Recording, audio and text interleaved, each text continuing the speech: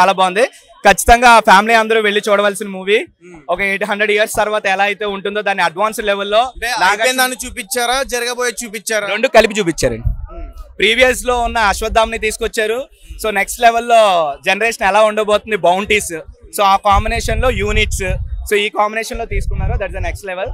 And action sequence 80% దాకా second half లోనే ఉంది. మనకి స్టోరీలో అశ్వత్థామ ఇంకా బతికే ఉన్నట్టుగా చూపించారు, రైట్? ఎస్. మరి చిరంజీవి కదండి, ఆయన బతికే ఉన్నారు. అలా చిరంజీవి కింద బతుకున్న వాళ్ళు జస్ట్ 6 ఉన్నారు మన దాంట్లో, అందులో ఈయన ఒకడు. అండ్ ప్రభాస్ గారు ఇందులో ఏ క్యారెక్టర్ లో చూస్తున్నా అంటే మహాభారతం సంబంధించిన నేపథ్యంలో తీశారు ఇదంతా కూడా అంటున్నారు కదా. ప్రభాస్ గారిని ఏ క్యారెక్టర్ లో చూస్తున్నాం? కొంతమంది పరశురాముడు అంటున్నారు, కర్ణుడు అంటున్నారు. Mixed. So latest next 800 years తర్వాత కల్కి శంబాల నగరం లాస్ట్ సిటీ మనకి కాశీ అనేది. దేవుళ్ళు పుట్టిందంతా కాశీలోనే, మాక్సిమం అక్కడి నుంచే మనకి జర్నీ స్టార్ట్ అయినాయి. సో లాస్ట్ సిటీ అదే కాబట్టి అక్కడి నుంచే వీళ్ళు స్టార్ట్ చేయడం జరిగింది. That's the stories next level అండి. ఐఫిస్ట్ సార్, ఫ్యాన్స్ అందరికి కూడా ఐఫిస్ట్. రాజమౌళి గారు ఉన్నారా మూవీలో? ఏదండి రాజమౌళి గారు? అవి చెప్పకూడదండి. అవి మీరు చూడాలంటే ఉన్నారా కాదు సార్, ఉన్నారా లేదో తెలియాలంటే మీరు మూవీకి వచ్చి చూడండి అన్నాను. మూవీ నుంచి ఏం ఎక్స్పెక్ట్ చేయొచ్చు? సస్పెన్స్ ఎక్స్పెక్ట్ చేయొచ్చా, థ్రిల్లర్ ఎక్స్పెక్ట్ చేయొచ్చా? రెండు కాదండి, అది ఎలా చెప్పాలి, అంతే మిక్స్డ్ సార్. మీకు యాక్షన్ సీక్వెన్స్ అలాగే ఉంది, ఇది అలాగే ఉంది. తెలియని వాళ్ళు వస్తే మైథాలజీ తెలుసుకుంటారండి.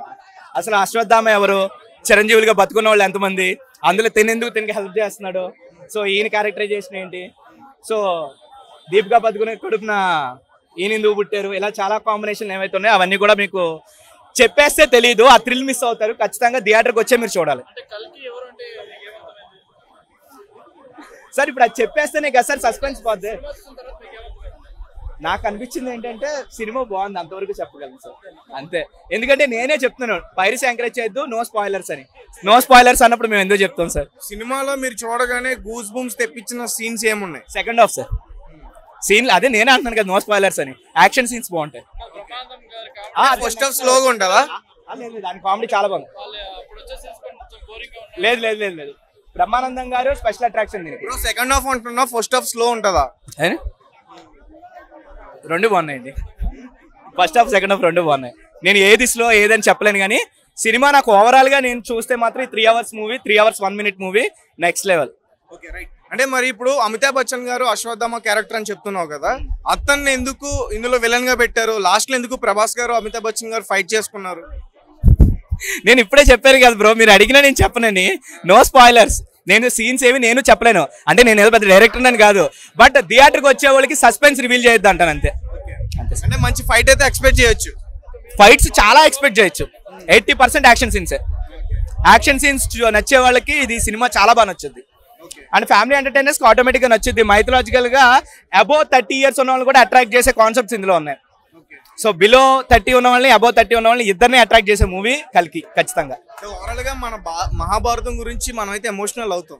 ఖచ్చితంగా ఖచ్చితంగా మైథలాజీ కోసం తెలియని వాళ్ళు వచ్చినా సరే తెలుసుకుంటారు.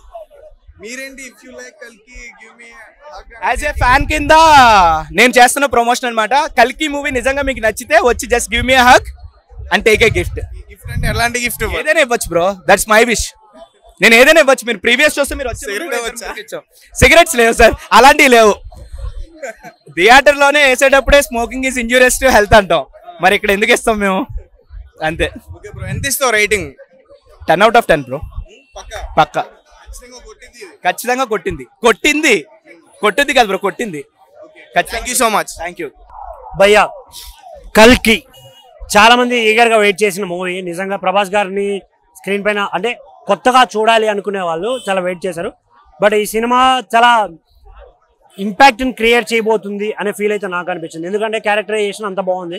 ప్రభాస్ గారు ఎక్కువసేపు స్క్రీన్ పై లేకపోయినా కూడా ఉన్నంతసేపు ఎంటర్టైన్ చేశారు. ఇందులో చాలా స్పెషల్ క్యారెక్టర్స్ ఉన్నాయి.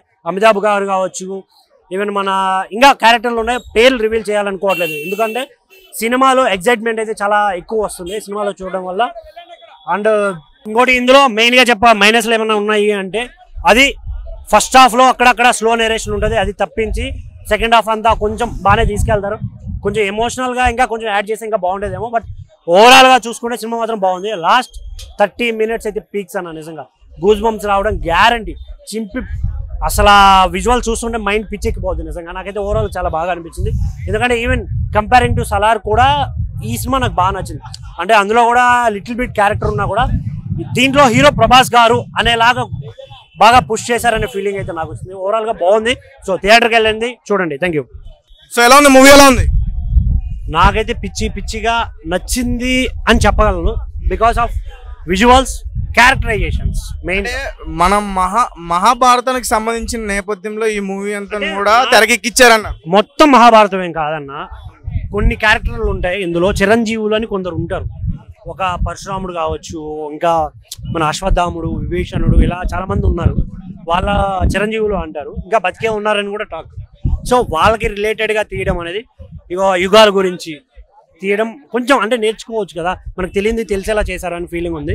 దీంట్లో సినిమా వైజ్ చూసుకుంటే బేసిక్గా ప్రభాస్ గారి క్యారెక్టర్ కొంచెం లిటిల్ బిట్ క్యారెక్టర్ అయినా కూడా చాలా బాగుంది. ఆ బుజ్జితో చేసే ఫన్ కావచ్చు, ఆయన మాట్లాడే మాటలు కావచ్చు బేసిక్గా. ఎందుకంటే ప్రభాస్ గారి డైలాగ్ చాలా నార్మల్గా ఉంటాయి, కానీ ఒకప్పుడు డార్లింగ్ స్టైల్లో ఈ పంచులు వేయడం, ఫన్ చేయడం అనేది చాలా బాగా అనిపించింది. నాకైతే వేరే లెవెల్ ఎక్స్పీరియన్స్ అనిపించింది అన్న విజువల్తో, మెయిన్ విజువల్తో. కానీ నాకు కొన్ని చోట్ల అక్కడక్కడ కొంచెం స్లో నెరేషన్ ఉంది, ఇంకొంచెం సీన్లో ఏమైనా యాడ్ చేస్తుంటే బాగుండేది అనే ఫీల్ అయితే వస్తుందన్న థియేటర్లో. ఎక్స్పీరియన్స్ లాస్ట్ 30 minutes వేరే లెవెల్ అసలు, చాలా ఆకాశాన్ని తీసుకెళ్ళిపోయాడని చెప్పాలి. బట్ బాధ ఏంటంటే కమల్ హాసన్ గారు విలన్గా ఎలా చేశారు అనే ఫీల్ ఉండేది. బట్ ఆయన మొహం కూడా చూపించకుండా కమల్ హాసన్ గారా కాకుండా చేయడం అనేది కొంచెం బాధ అనిపించింది. బట్ సెకండ్ హాఫ్ లీడ్ తీసుకుంటే ఒక ఫ్లాష్ బ్యాక్ ఉంటుందేమో, సెకండ్ పార్ట్ కోసం లీడ్ తీసుకున్నారు అనేది క్లియర్గా అర్థమవుతుంది. ఇందులో ఇంకా స్పెషల్ కేటగిరీ గెస్ట్లు ఉన్నారు, హీరోలు ఉన్నారు, డైరెక్టర్లు ఉన్నారు, కమెడియన్లు ఉన్నారు. వాళ్ళ వస్తుంటే స్క్రీన్ పైకి వేరే ఎక్స్పీరియన్స్, అసలు ఫుల్ ఎంజాయ్ చేయొచ్చు, అంత బాగుంది. అంటే చిరంజీవులు అని చెప్తున్నావు, అమితాబ్ బచ్చన్ గారు ఇందులో అశ్వత్థామ క్యారెక్టర్ చేశారు కదా.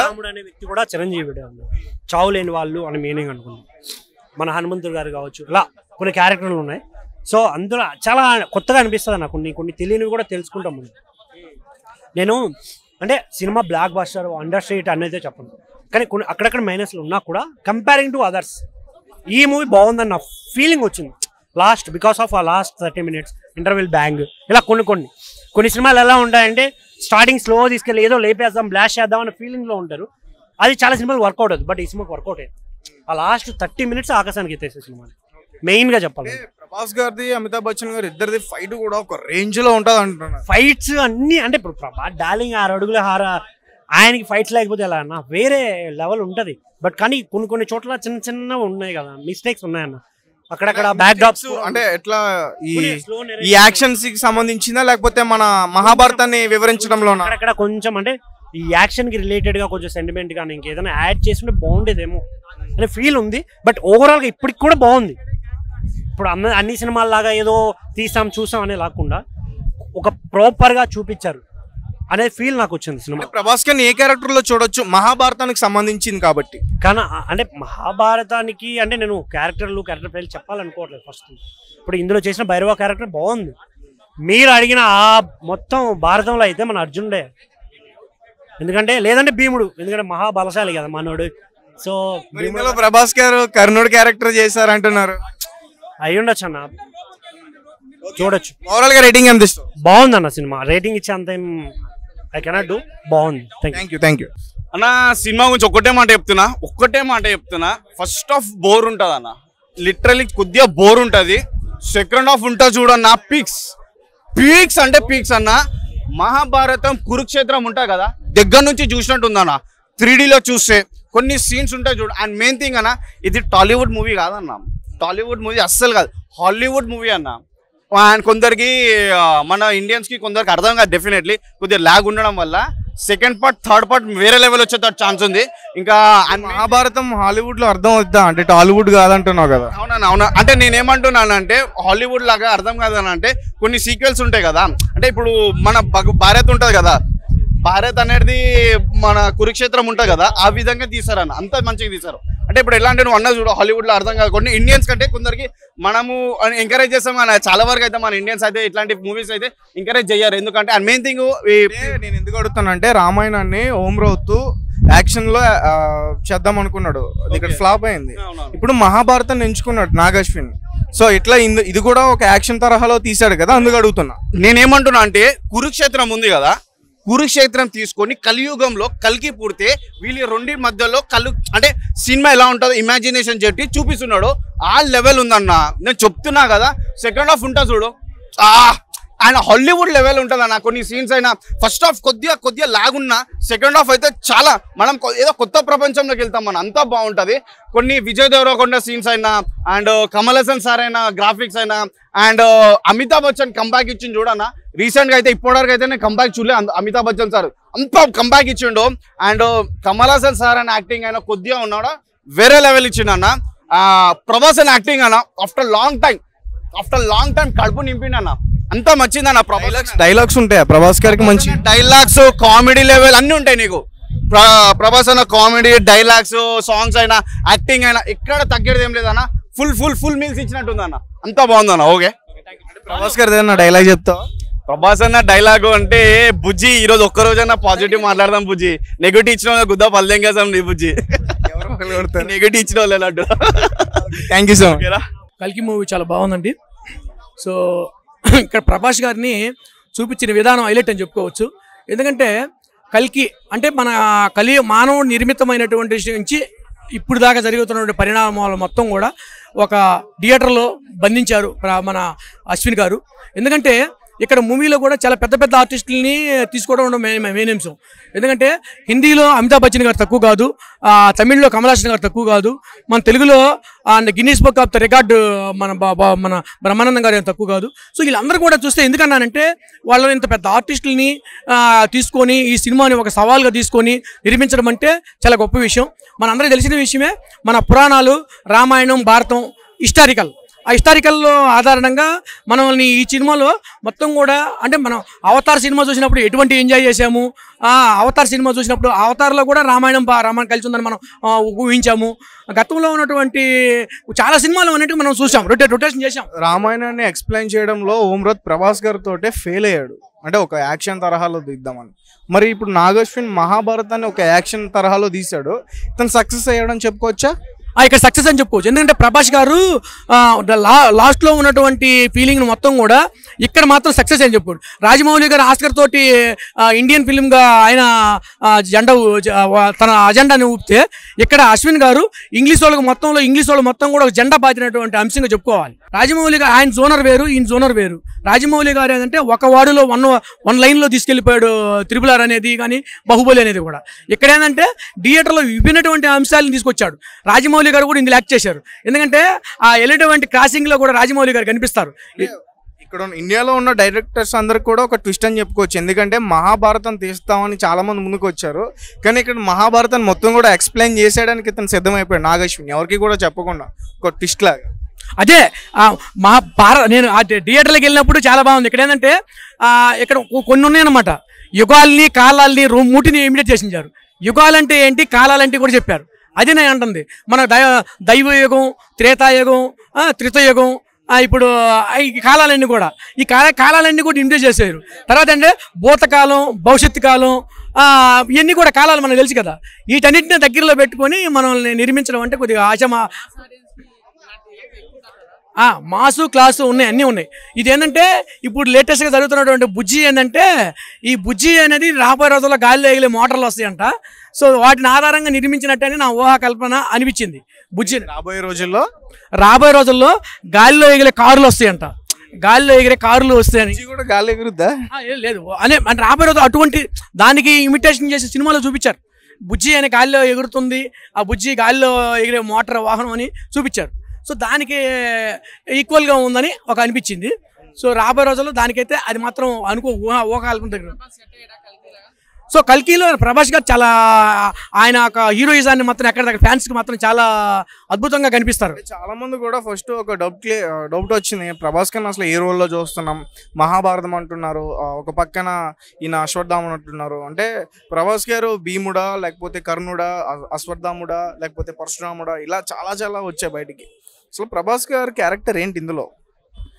ప్రభాస్ గారు కలియుగంలో ఉన్నటువంటి ఒక మానవ నిర్మితమైనటువంటి జోనర్ని అక్కడ ప్లే చేస్తారు. అదే అంటే గతంలో ఉన్నటువంటి దైవకాలాన్ని మొత్తం కూడా దైవకాలాన్ని ఎవరు చేత తెప్పించారు? భూతకాలమేమో కమలాసన్ గారు చేత తెప్పించారు. దైవకాలాన్ని మొత్తం కూడా ఈయన అమితాబ్ బచ్చన్ చేత తెప్పించారు. సో కలియుగంలో జరుగుతున్న పరిణామాలు మొత్తం కూడా ప్రభాస్ గారు చేపించారు. సో వాట్ ఈస్ దిస్ కల్కి? కల్కి అంటే మానవ నిర్మితమైనటువంటి అంశాలు మొత్తం కూడా కూడగట్టినటువంటి తీసినటువంటి పాయింటే కల్కి. అంటే కొత్త ప్రపంచాన్ని చూపిద్దాం అన్నారు కదా, అది ఎలా ఉంది కొత్త ప్రపంచం? కొత్త ప్రపంచం మాత్రం చాలా వండర్ఫుల్గా ఉంది. అంటే మనం కొన్ని కొత్త విషయాలు తెలుసుకుంటాం అన్నమాట. ఇక్కడ అంటే ఫ్యూచర్లో జరగబోయేటువంటి అంశాలు అనేవి కూడా మనం కొన్ని కొత్త పాయింట్స్ వింటాం అన్నమాట. ఆ కల్కిలో కొత్త పాయింట్స్ ఏంటంటే ఒక వింతైనటువంటి లోకాన్ని చూడటం, మన అవతారంలో చూసినటువంటి అంశాలు చూడటం, అవన్నీ కూడా గుర్తుకొస్తాయి, నెమరేసుకుంటాము. సో మూవీ మాత్రం చాలా అద్భుతం చెప్పుకోవచ్చు.